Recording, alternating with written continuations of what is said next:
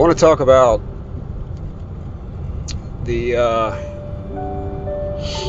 YouTube that exists today. You know, I have two little girls right now. They're 6 and 9, and they're always on YouTube.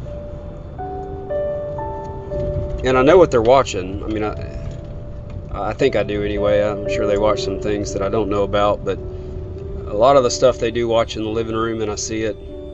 And sometimes I listen to it and pay attention to it to make sure that it's safe and it's not anything that's going to harm them. And, you know, there's no, you know, it's innocent. Because obviously I don't want my kids to, to grow up wrong and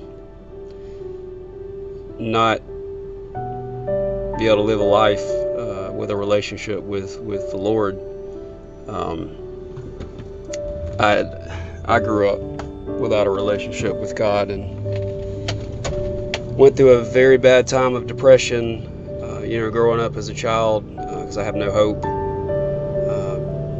Really had no idea who God was. I remember going to church one time as a kid, and the only reason I went was because I liked the girl that went there, and she invited me to church. And after like the second or third time going with her, I even went up to the front when they had the altar call, because I wanted to impress her and prove to her dad that I was a good guy. Had no idea who God was. So obviously I didn't go for the right reason.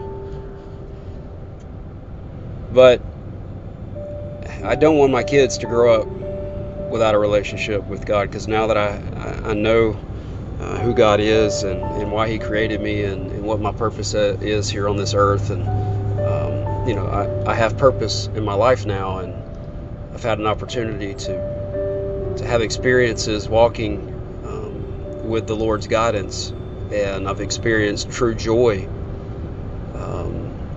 and I've I've realized that there's nothing in this world that can bring the kind of joy that God can. I mean, true joy. I mean, I've bought a lot of stuff since I've started making good money.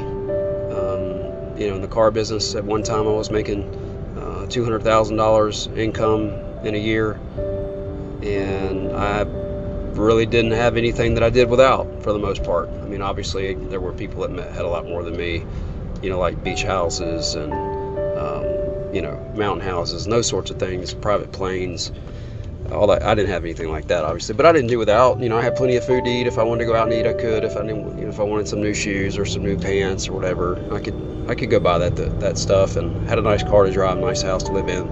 You know, I was comfortable. And I remember this one time, you know, I just bought a brand new flat screen TV, and I think it was for my living room or my kitchen. I don't know. I can't remember. During that time, I had a TV in just about every room in the house. Had a big one in the bedroom, and I think I know what it was. The TV in my living room, I had one in there too, and then it went out. It broke. It stopped working, and I went and bought a new one. And it was, you know, I don't know, $1,000, probably $1,500, something like that. It was back before TVs got really, really cheap. Because I mean, obviously now you can get like a 65-inch for $400. But back then they were still, I think, $1,000 to $1,500. But anyway, I just bought it, and I got really convicted right after I purchased it. And God, He basically, He said, you don't need that TV. You've got TVs that you don't even watch. As a matter of fact, I think I think there was one in the kitchen or another room that never even got used. He's like, what? Take the TV back and use that money to bless somebody that's in need. You don't need it. It's not going to bring you joy. It's not going to bring you happiness. And I remember taking the TV back, and I honestly don't remember what I did with the money, but I did something that blessing other people, blessing someone else in need, giving that money to someone that truly needed it, like one of those life-changing moments where, you know, they're sitting on the side of the road and they have no gas and they have no food to eat, they have nowhere to live, and they have a sign up that says, please help.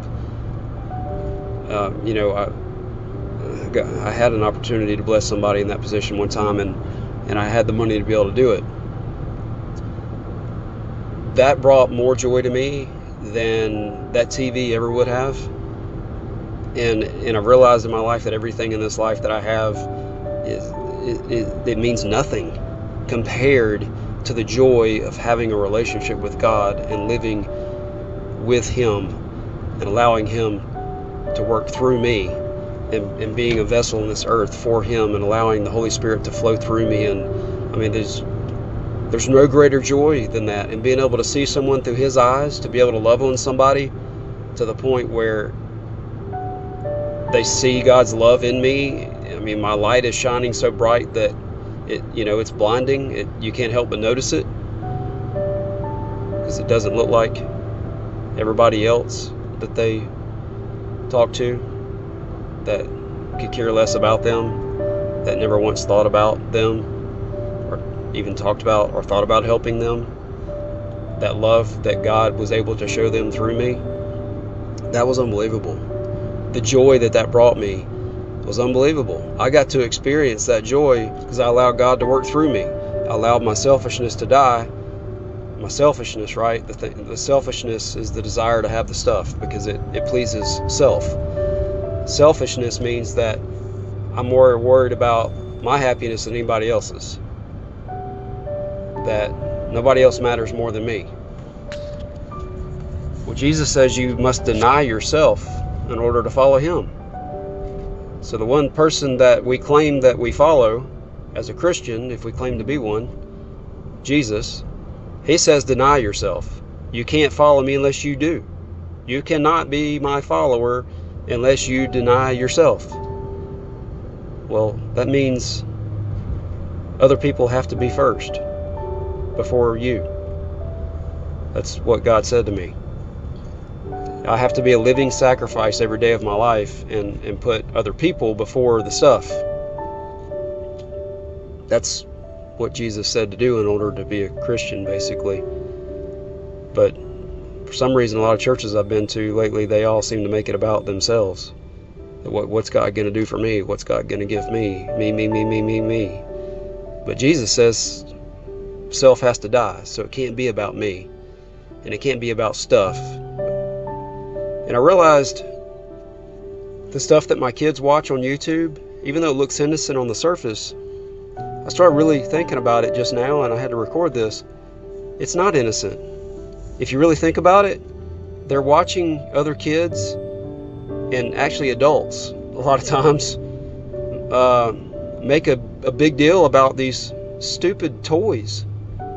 You know, these eggs that are coated in chocolate that have little figurines inside of them, and these little bags of things that you squish, and slime. There's a video they watch with this girl just talking about how awesome the slime makes her feel, and how joyful it is to just experience the feeling of the slime as she squishes it in her hands, and it's just so satisfying. Oh my gosh, I just love this slime. It's so amazing. And they describe these toys and this stuff as if it's the most amazing things in the world. There's nothing more amazing than this slime. I just want to touch it and feel it and squish it and hear it. And, that's what they're watching. So they're basically being brainwashed into thinking that they're going to get joy from having the stuff. And if they can just get the stuff, that they're going to be happy. That it's so satisfying and it's so joyful, and it just makes them feel so good because they see over and over and over and over and over and over and over and over and over these kids on TV talking about how amazing this stuff is that basically takes God's place in their life, because they think they got to have this stuff in order to find joy, to be happy, to find comfort and satisfaction. It takes God's place. It consumes their thoughts. They become addicted to that feeling that they get. The same way lust used to have an addiction on me. I got addicted to the feeling. I got addicted to the way I felt when I looked at pornography. I got addicted to that sensation that it gave me, that joy, that happiness. You know, it's easy to get addicted to things that make the flesh feel good. The stuff, the world, the things in the world, the fleshly desires, that's the stuff that Jesus says, unless you deny yourself of those things, unless you deny yourself, you can't be a Christian. You can't follow me. There's no way you can. As a matter of fact, you won't even enter the kingdom, is what he says. You won't enter the kingdom, because you'll never develop the relationship with God that we have in order to be in the kingdom. We won't, because all the other stuff will take God's place. It'll always be more important than him. The stuff will always be more important, because that's what we'll live for. I had a scenario earlier that described how powerful lust was for me as an addiction. I imagined standing in the doorway of my house, and what I would do if a woman come jogging past my house in my subdivision, if she's jogging down the road and she's got, some tight shorts on, or a tight shirt, or some, fake boobs or something that's bouncing as she's jogging, something would grab my attention and make me want to look at her to the point where I would probably lust, because she would be an attractive young female that, would make me want to look at her. Something about her would make me want to look at her and lust over her and imagine, bad things. And I battled with that my entire life. I was a pornography addict for most of my life. It's one of the hardest addictions to overcome.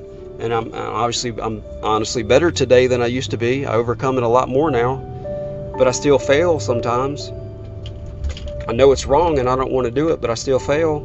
But I imagined, what if every time I failed, what if somehow my checking account was linked to that failure? And what if every time I lusted over another woman, what if I lost $10,000 in my checking account each time that happened? How many times would I continue to do that? At some point, I would probably stop, because I would be out of money and I'd be broke, and I would realize that, hey, if you don't stop lusting, you're not going to have anything. You're going to lose your house, you're going to lose your car, you're going to lose everything that you own, because you're going to be bankrupt and you're not going to be able to pay your bills, and you're going to be homeless on the side of the street. I would probably do everything in my power to stop lusting over women at that point. And I realized that, I had that realization that I would do it for money. I would try my best not to lust over another woman if I was going to lose 10 grand. And I realized I would probably even make an effort to not lust over a woman if I was going to lose $1,000 each time I did it. Because that would add up, and it would quickly get expensive. And I realized, is God truly more important in my life than money?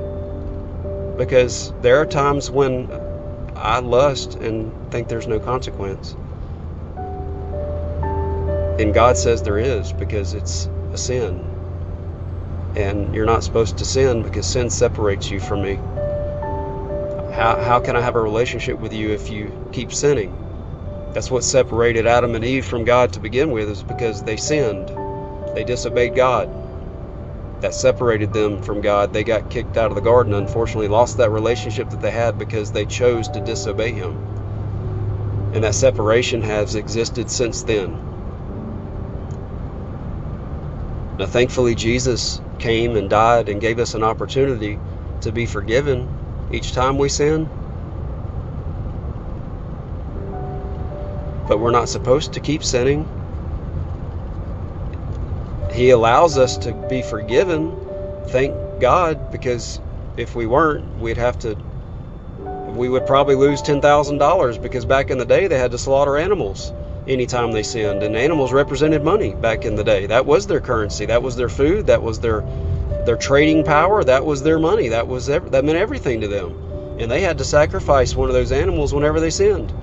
to atone for their sins, to get back in good standing with God, because sin separated them from God, and they had to make a sacrifice in order to have good standing with God again, to be able to be back in that relationship with Him, to be in good standings. They had to make a sacrifice.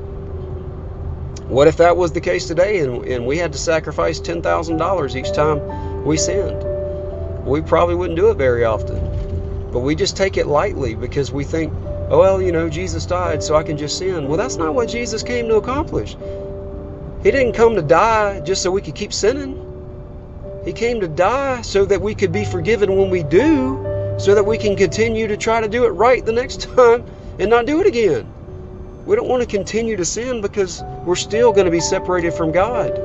Every time we do it, sin separates us from Him. And we're not just immediately forgiven. Jesus says, unless you're my follower, what I did doesn't mean anything anyway. To you, to me. He says we can't enter His kingdom unless we become His follower. In order to become His follower, we have to die to ourselves. In order to die to ourselves, that means God has to become most important in our life, and other people have to become important, more so than ourselves. Which is the 2 commandments Jesus said. Love God with all of your heart, mind, and soul. Love your neighbor as yourself. That's what He told us to do. We can't do that if we're blinded by all the stuff in the world, thinking that that's what's going to bring us joy and happiness, because we'll never experience true joy and happiness, because we'll never enter God's kingdom where true joy and happiness exists, having a relationship with Him.